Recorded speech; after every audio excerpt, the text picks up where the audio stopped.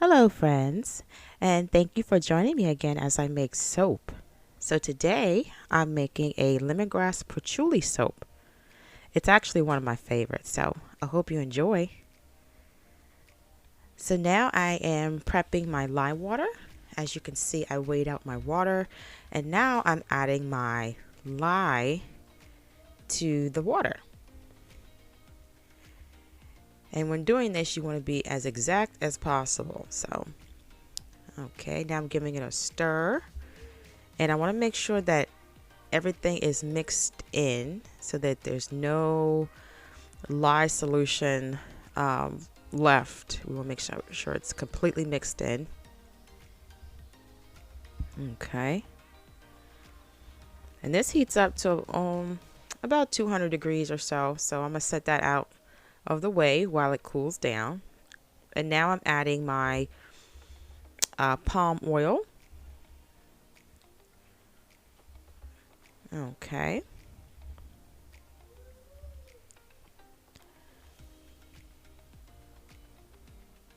My soaps have mostly sustainable palm oil in them. I know there's some controversy, but I make sure that my suppliers are getting sustainable palm oil. And palm oil makes for a harder bar as well. Okay. Now I'm adding my coconut oil.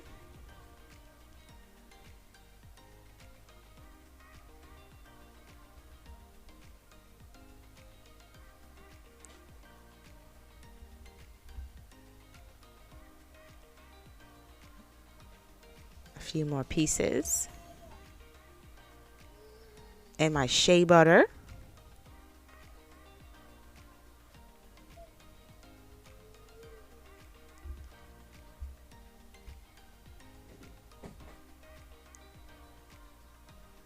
Have to make a little room in here. Tuck it in a little bit.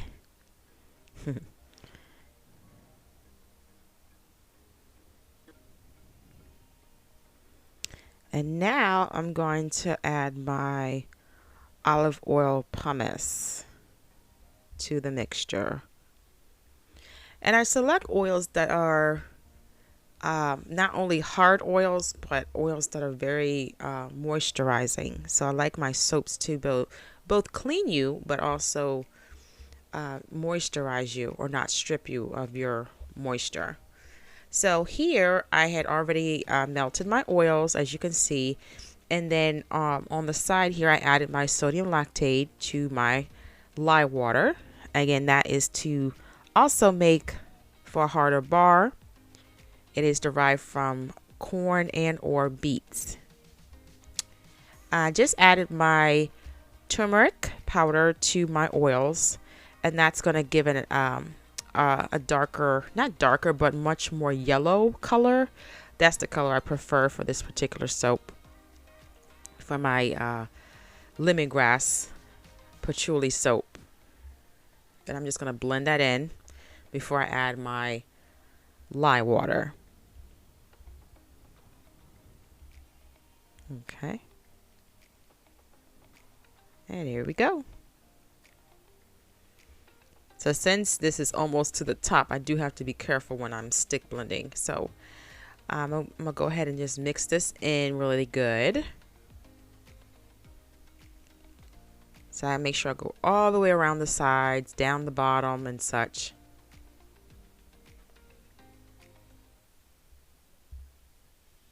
And now I'm adding my lemongrass essential oil. And that is the patchouli. It's a little bit darker, but the combination of both of these oils smell amazing. So I'm going to make sure they're mixed in really good as well.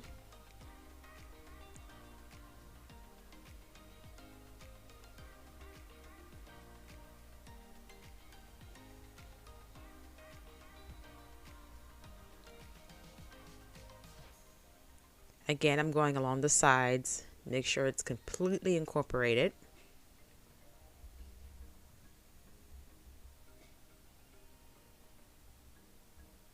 I am going to add just a smidgen more of the patchouli, I felt like the lemongrass was a little too overpowering, so I'm just adding, because I'm trying to have a nice balance between the two oils. That's what I prefer.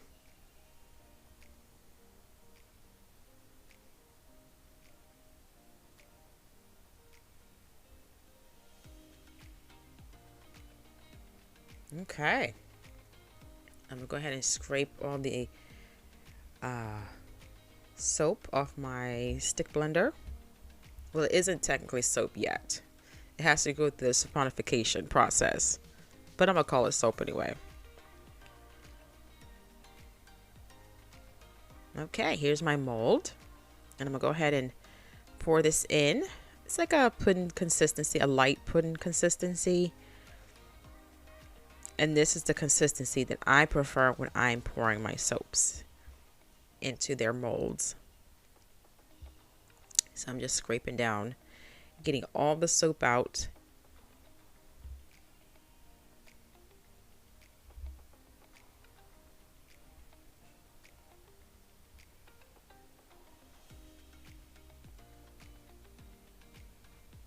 So I took it off screen.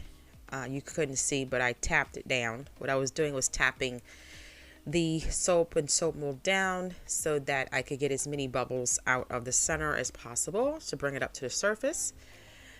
And now I'm just kind of like just doing a little fancy swirl on top. Nothing spectacular, just something just to, make it a little fancy. And this is whatever I want to do at that moment. No two soaps look exactly alike.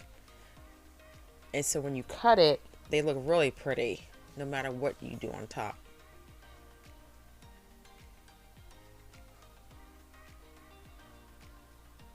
We're going to get every little bit as possible.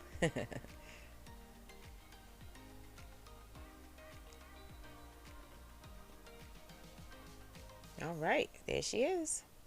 So this will sit for a couple of days and harden. It'll go through a saponification process. It'll heat up, and I'll have soap in a couple of days. So here we are a couple of days later. And I'm going to go ahead and cut it.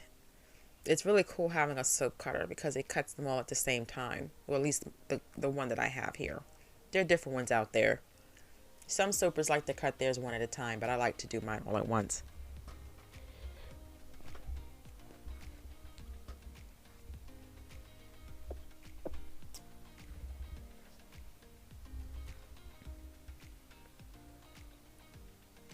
Alrighty. And you can cut.